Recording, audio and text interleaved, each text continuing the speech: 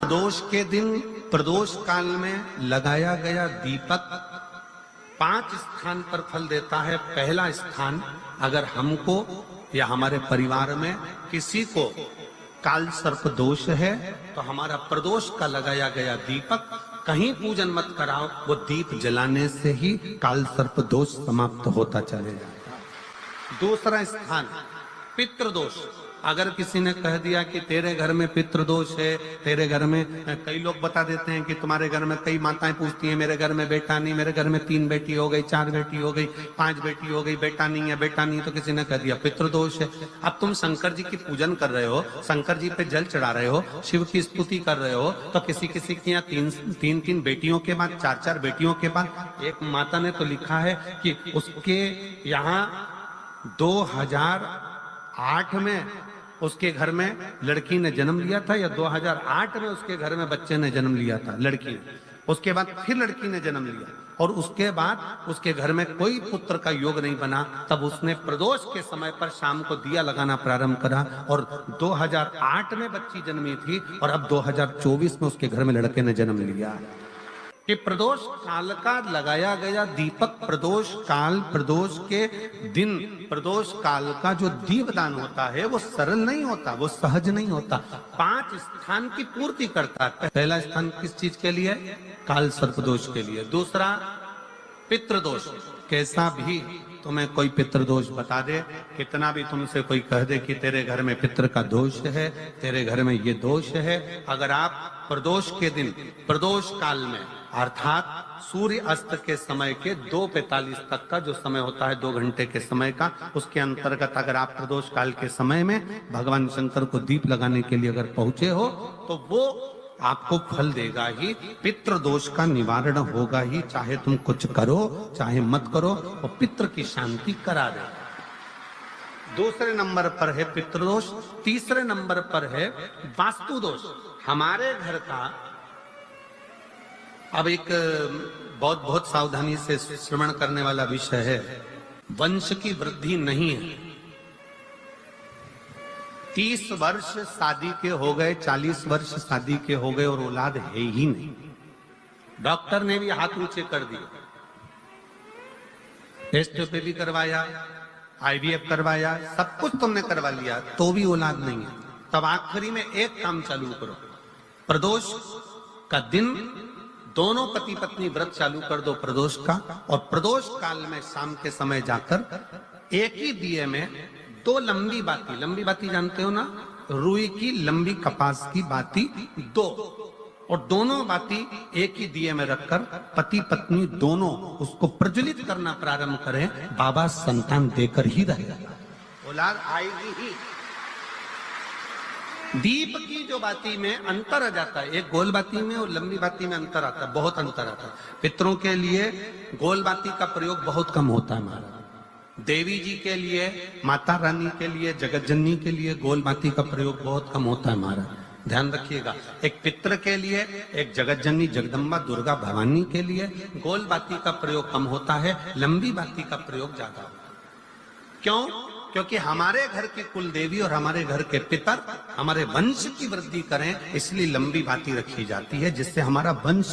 बहुत लंबा चले, बहुत उन्नति की ओर बढ़े, इसलिए लंबी बाती का प्रयोग किया। शिव महापुराण की कथा कहती है 5 जगह पर हमारा जलाया गया एक दीप जो प्रदोष के दिन प्रदोष काल में लगाया जाता है, 5 जगह पर भारी पड़ता है। पहले नंबर पर जम के बोलते जाओ, काल सर्पदोष। दूसरे नंबर पर पितृदोष। तीसरे नंबर पर घर का वास्तु दोष। हमारे घर में कितना भी वास्तु दोष है, कोई ने कह दिया यहाँ बाथरूम नहीं बनना थी, यहाँ पर शौचालय नहीं बनना था, यहाँ सीढ़ी नहीं बनना थी, वो सीढ़ी वहां बनना थी, ये सीढ़ी वहां बनना थी। तुम पूरा घर तोड़वा के देख लो, उसके बाद में जैसा वास्तु वाले वैसा करा कर देख लो, उसके बाद भी तुमको शांति नहीं मिले तो समझ लेना कि तुम्हारे घर में अब वास्तु दोष तो तुमने दिखाकर समाप्त कर लिया, फिर भी वो समाप्त नहीं हो रहा, तो प्रदोष काल का लगाया गया प्रदोष के समय का दिया आखिरी में वास्तु दोष को भी समाप्त कर देता है और उसमें भी फल प्रदान करता है। काल सर्पदोष, पितृदोष, वास्तु दोष। चौथे नंबर पर 1 रुपया कमाया, 1.25 रुपए खर्च हुआ, पैसा आया गया, ये चौथे नंबर का व्यापार में थोड़े दिन दुकान अच्छी चली, थोड़े दिन बैठ गए, थोड़े दिन काम चला, थोड़े दिन बैठ गए, गाड़ी चली थोड़े दिन फिर बैठ गए, अर्थात हमारी फैक्ट्री थोड़े दिन चली फिर बैठ गए, कहीं ना कहीं तकलीफ, थोड़े दिन खाते थोड़े दिन रोते वाला चल रहा है। तो प्रदोष काल का, प्रदोष के समय का दिया इस दुख को समाप्त कर कर रेगुलर एक जैसी सांझी, एक जैसी लक्ष्मी की वृद्धि करते चले गए। प्रदोष काल का। और 5वें नंबर का प्रदोष काल का दिया, प्रदोष समय का दिया 5वें नंबर पर रोग का निवारण कर, रोग निवारण।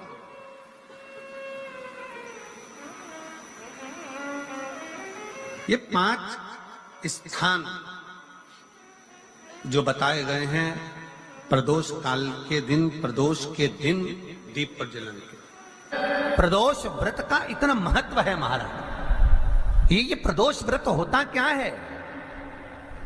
प्रदोष व्रत का महत्व क्या है? शिव महापुराण की कथा कहती है शंकर भगवान का प्रदोष का व्रत, अर्थात चंद्रदेव को जो क्षय रोग हो गया, बीमार पड़ गए, शरीर गलकर नीचे गिरने लगा, तब देव ऋषि नारद ने भगवान चंद्र को शंकर भगवान के पूजन का विधान बताया। और पूजन करते करते त्रयोदशी तिथि आ गई, जिस त्रयोदशी के दिन चंद्रदेव ने सुबह से शाम तक कुछ नहीं खाया। शाम के समय सूर्य अस्त के पहले चंद्रदेव ने स्नान किया, श्वेत वस्त्र धारण करे, और श्वेत वस्त्र धारण कर कर चंद्रदेव शंकर के शिवलिंग की पूजन करने बैठ गए। शंकर भगवान के शिवलिंग की पूजन जब चंद्रदेव ने करी, हाथ में अक्षत लेकर चंद्रदेव ने शंकर को समर्पित करे, ओम उमापति नमः कहकर जब चंद्रदेव ने शिव को समर्पित करे, भगवान शंकर त्रयोदशी के दिन प्रदोष समय में, प्रदोष काल में प्रकट हो गए और प्रकट होकर बोले, ऐ चंद्र, तुमने आज मेरा अनुरोधन किया है, आज मेरा स्मरण किया है, जाओ आज त्रयोदशी के दिन प्रदोष काल में मैं तुम्हारे शरीर को स्वस्थ करता हूं। तब से ये प्रदोष व्रत प्रारंभ हुआ है महाराज।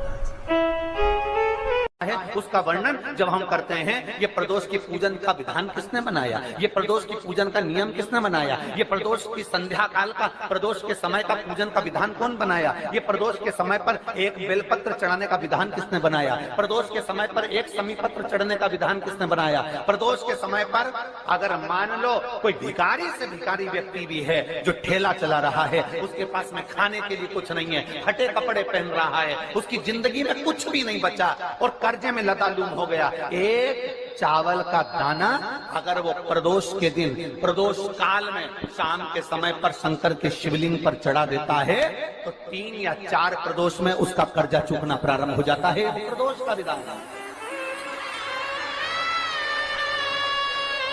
इतना ये प्रदोष का वर्णन करा किसने, इतना प्रदोष की महत्वता बताई किसने, कौन करे इतना वर्णन? अगर प्रदोष की महत्वता बताने वाला कोई है, इसीलिए मेरे शंकर भगवान माता सती को लेकर कुंभज ऋषि के यहाँ, अगस्त ऋषि के यहाँ कथा सुनने के लिए गए थे, क्योंकि उनके बराबर कोई शंकर के महत्व को बता नहीं सकता और प्रदोष के महत्व को नहीं बता सकता। सती मैया को प्रदोष का महत्व बताने के लिए शंकर सती जी को लेकर कुंभज बाबा के यहाँ गए थे, अगस्त ऋषि के, प्रदोष के महत्व को तो जानो सती तुम प्रदोष के महत्व को तो सती जानो, तुम प्रदोष के महत्व को तो सती पहचानो कि प्रदोष का महत्व क्या होता है, प्रदोष काल का महत्व क्या होता है, प्रदोष के समय का महत्व क्या होता है। जिस समय पर सूरज डूब रहा हो, चंद्र प्रकाशित हो रहा हो, दोनों का मेल हो रहा हो,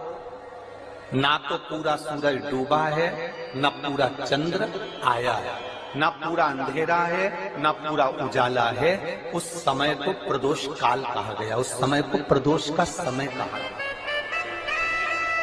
प्रदोष काल कहा। अब कई लोग हमसे कहते हैं, गुरुजी आप हमको प्रदोष का समय बताया करो कि प्रदोष काल किसको कहते हैं, प्रदोष का समय किसको कहते हैं। अब एक बात हम आप सबसे कहना चाहते हैं, जितने लोग आस्था चैनल पर सुन रहे हैं, जितने फेसबुक यूट्यूब पर सुन रहे हैं और जितने रेवाड़ी की इस पवित्र धरा पर कथा को सुन रहे हैं, आप सबसे एक बात कहना चाहेंगे। अगर हम समय देखकर बताएं आपको कि शाम को 6 बजे, 6:30 बजे, 6:30 पे लेकर 7:30 के बीच में ये समय है, या 5:30 से लेकर 6:30 तक का ये समय है, या हम तुमको बोल दें कि इतनी बजे ये समय प्रदोष काल का रहेगा या इतनी बजे ये समय रहेगा, तो देखिए कभी कभी ठंड का समय आता है तो दिन जल्दी ढल जाता है, कभी कभी गर्मी का समय रहता है तो दिन बहुत लेट ढलता है। इसलिए समय की गणना से मत चलो, आप तो ये अंदाजा लगाकर रखो कि दिन ढल रहा हो, अंधेरा होना शुरू हो रहा, सूरज डूब रहा हो, चंद्र प्रकाशित हो रहा हो, अंधेरा अपना काम कर रहा है, सूरज ढलता जा रहा है, दिन कम होते चले जा रहा है और अंधेरा थोड़ा बढ़ते चले जा रहा है। इन दोनों का जो मिलन का समय हो, अब वो कितनी भी बजे, आप तो बस उसके मिलन का समय निकाल लो, वही समय प्रदोष काल कहलाता है, वही समय प्रदोष काल। सोमवार की प्रदोष पड़ती है तो शंकर भगवान कैलाश पर निवास करते हैं, मंगलवार की प्रदोष पड़ती है तो शिव काशी में निवास करते हैं, बुधवार की प्रदोष पड़ती है तो शिव रजत भवन में निवास करते हैं, गुरुवार की प्रदोष पड़ती है तो शिव गंगा के स्थल पर निवास करते हैं, शुक्रवार की अगर प्रदोष पड़ती है तो शिव नीलकंठ पर विराजमान होते हैं, शनिवार की अगर प्रदोष पड़ती है तो शिव शमी के वृक्ष के नीचे रहते हैं, और रविवार की जब प्रदोष पड़ती है तो शिव बेलपत्र के पेड़ के नीचे निवास करते हैं। महाराज ये एकादशी शंकर से कह रही है कि आपका स्थान ये नहीं कि आप कैलाश पर मिले, उस बार को, उस तिथि के दिन, उस अनुकूल।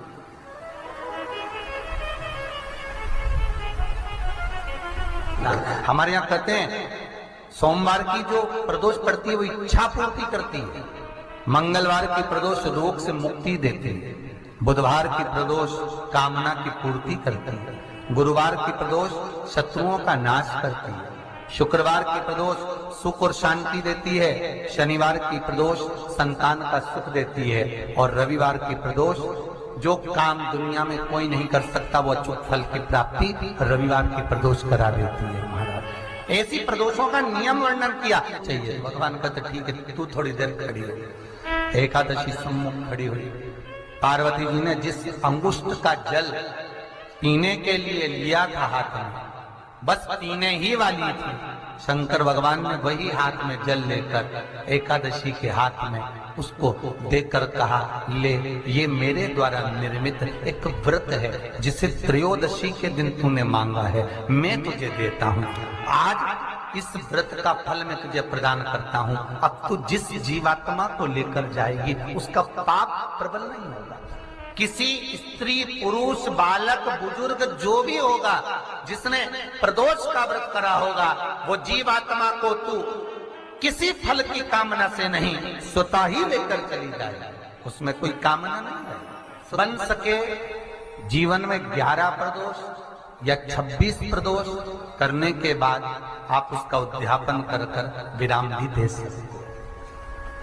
पर जीवन में एक बार प्रदोष का व्रत मौका मिले, जिस कामना से जिस दिन का भाव आपके मन में आए कि मुझे रोग से मुक्ति पाना है तो ये प्रदोष मुझे करना है, मैं और रोग मुक्ति के लिए हम मंगल, जो भी आपके मन में आ रहा है, संतान प्राप्ति के लिए शनिचरी प्रदोष, आप उसका स्मरण करें। फिर लिखा शिव महापुराण में, बड़ा सुंदर लिखा विद्या जी ने, मान लो आप प्रदोष का व्रत नहीं कर सकते, आप अगर व्रत नहीं कर सकते तो प्रदोष के दिन, प्रदोष काल में शाम का समय सूर्यास्त का कुछ पल, कुछ घड़ी के पहले से लेकर बाद तक का प्रदोष काल के अंतर्गत आप शंकर जी के मंदिर में जाकर 1 लोटा पानी, 5 बेलपत्र भी अगर समर्पित कर